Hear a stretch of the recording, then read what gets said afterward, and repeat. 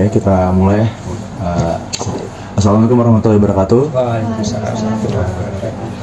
Sebelumnya perkenalkan terlebih dahulu, di sini saya sebagai moderator di sesi podcast kali ini yang kurang lebih nanti akan membahas AMDAL, mulai dari pengertian secara umumnya, penerapannya seperti apa, prosesnya pun seperti apa, dan juga legalitasnya nanti.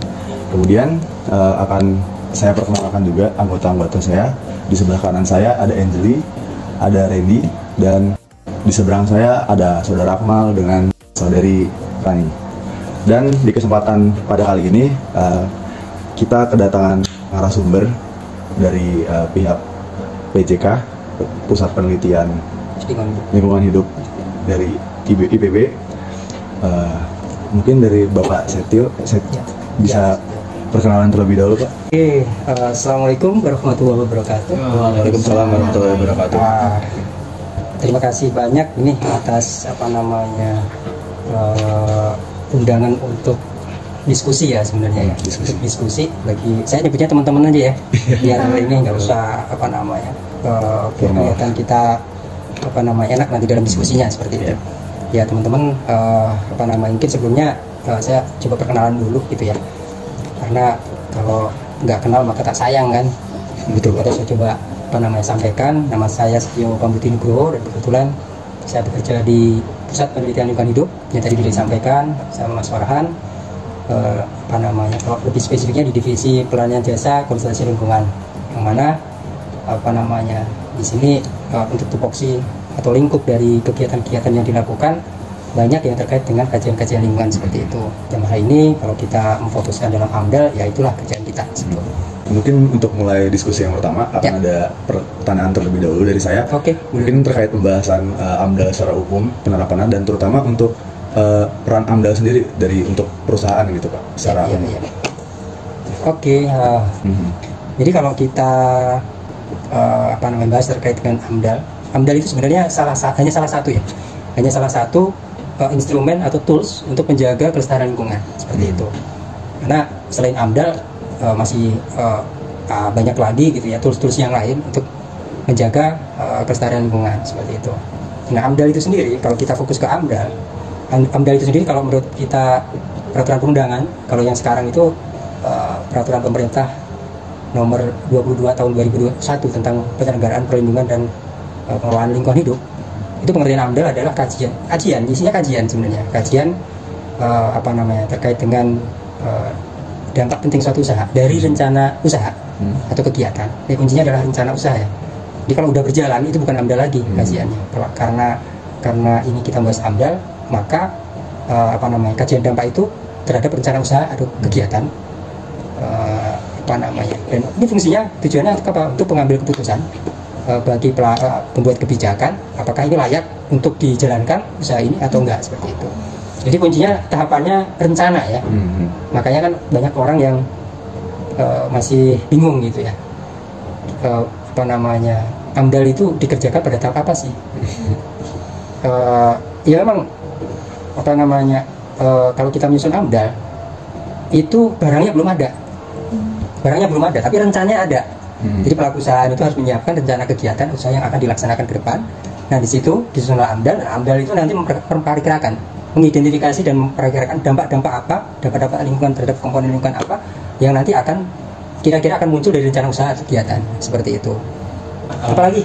Ayo selain Mas Farhan tadi Farhan terus nih. Saya punya pertanyaan ya, kan dari prosesnya banyak banget. Udah panjang dokumennya juga, tadi yang penjelasan tentang kegiatannya itu juga pasti panjang kan. Kalau misalnya proses banyak gini sedetail ini, kira-kira kesusahan yang paling sering muncul gitu kalau untuk pembentukan AMDAL itu apa ya, Pak? Mas. Terima kasih Mas ya, Mas Akmal. Kesulitan ataupun kendala-kendala ya cukup banyak sebenarnya. Kendala cukup banyak karena kan menyusun AMDAL itu tidak hanya kita membuat kajian atau menulis saja, tapi juga di situ ada koordinasi, di situ juga ada penilaian, di situ juga ada penyumpulan data dan sebagainya. Itu pasti di bagian-bagian itu udah pasti nggak mungkin mulus semua, nggak ada yang sempurna gitu, pasti ada. Cuman kalau dikerjakan sama yang sudah berkompeten gitu ya, itu pastinya adalah penyelesaian seperti itu. Itu sih Mas. Jadi Tapi kalau yang ini ya biasanya kalau semuanya itu maksudnya udah paham dengan tupoksinya masing-masing, itu biasanya bisa secara waktu bisa lebih cepat gitu ya. Nah, dan bisa lebih lancar. Tapi kendala yang ada sekarang ini kan banyak kan pelaku usaha itu memandang AMDAL itu adalah sebagai sebagai penggugur kewajiban saja gitu. Jadi pokoknya nggak mau tahu, silakan meng-hire konsultan yang mengerjakan dan sebagainya, nanti terima jadi. Nggak seperti itu. Itulah yang salah satu kendala kalau menemukan pemakarsa yang seperti itu akan sulit, akan lama dan sebagainya. Harus ditanamkan pemahaman dulu bahwa AMDAL itu adalah bagian dari proses kegiatan dari mereka yang nantinya akan nempel terus sampai selesai kegiatannya gitu. Karena kan pada saat sudah keluar izinnya gitu ya, persetujuan lingkungan sudah keluar gitu, di situ ada ketentuan untuk melaporkan implementasi pelaksanaan persetujuan lingkungannya. Dia harus menyampaikan bahwa ini loh kegiatan kita prakonstruksi yang antara yang didokumen dengan ini harus realnya seperti apa, didokumen seperti apa, realnya seperti apa, dilaporkan.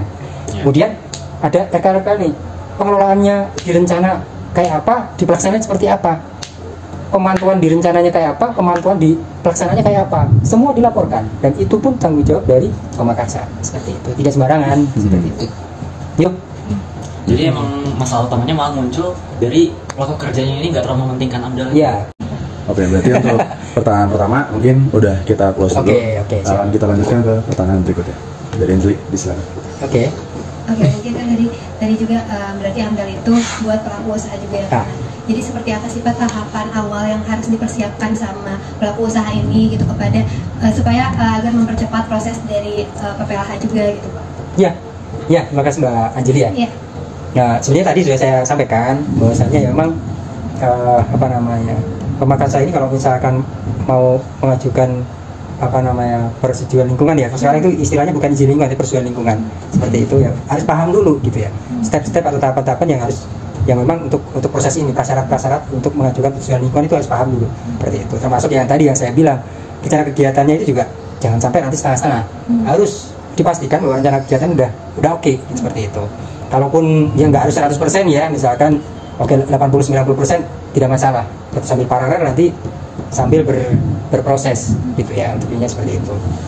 Kemudian yang perlu dipersiapkan lagi mungkin ya ini pada saat proses pelaksanaannya, penyusunannya ya harus sinergis antara penyusun dan pemakarsa. Tidak bisa pemakarsa sendiri berjalan tanpa didampingi oleh penyusun. Tidak bisa penyusun sendiri tanpa didampingi pemakarsa. Dan perlu dipahami bahwasanya harus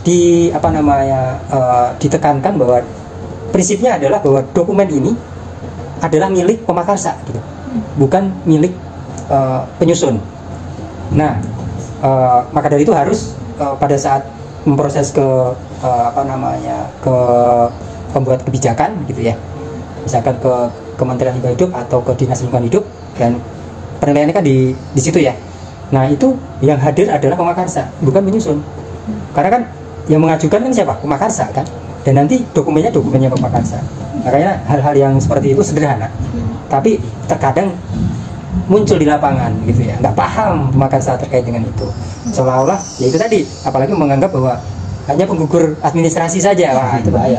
Nah gitu. Yang penting ada gitu. Nah, yang penting ada itu bahaya. Ya formalitas aja gitu ya. Betul, seperti itu. Oke, mungkin pertanyaan selanjutnya. Yuk, Mas Randy.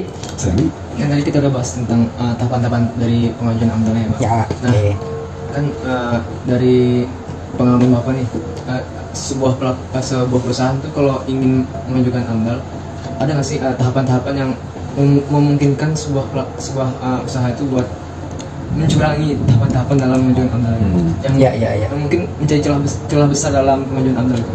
Atau mungkin nanti pada saat report prakonstruksinya gitu Pak? Ya, jadi gini Mas,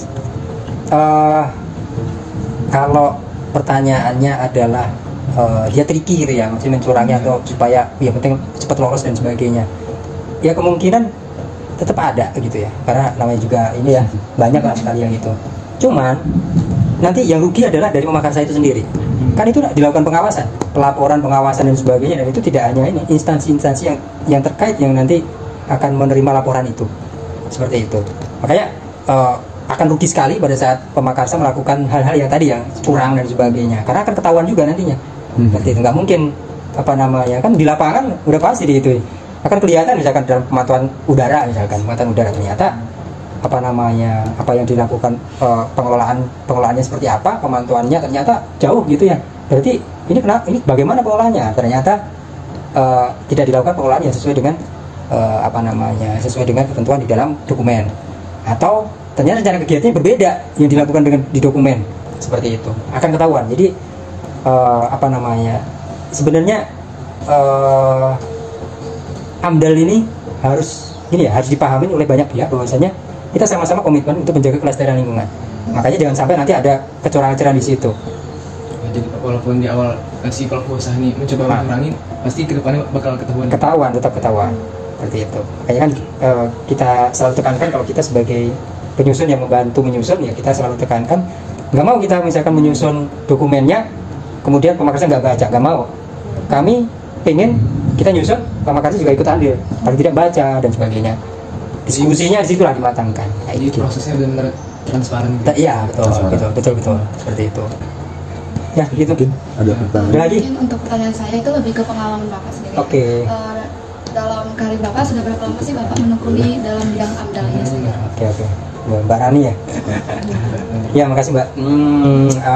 Ya kebetulan pengalaman, ya ini kan tadi saya di awal udah bilang ya, kita sharing pengalaman seperti itu. Alhamdulillah sih, saya dari tahun 2005 gitu di BPLH yang menekuni AMDAL gitu ya, dari nol sama sekali gitu ya, belum tahu itu AMDAL itu apa dan sebagainya, dan sampai sekarang seperti itu. Dan kebetulan juga di bidang kita itu ya itu membantu menyusun AMDAL, jadi kita tahu lah gitu ya, proses-proses dan sebagainya, seperti itu sih Mbak Rani. Ya dari nol. Terakhir ya, terakhir sih satu lagi. Satu jadi. Mungkin apakah ada saran, karena dari program studi manajemen itu rata-rata anaknya pengen jadi pengusaha gitu, pengen calon pengusaha.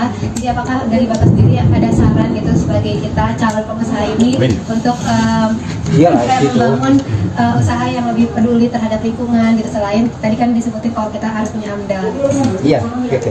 Ini bagus lah, harus visioner kayak gitu ya. Jadi harus ke depan tuh jangan saya pekerja aja tapi juga bisa menciptakan lapangan kerja.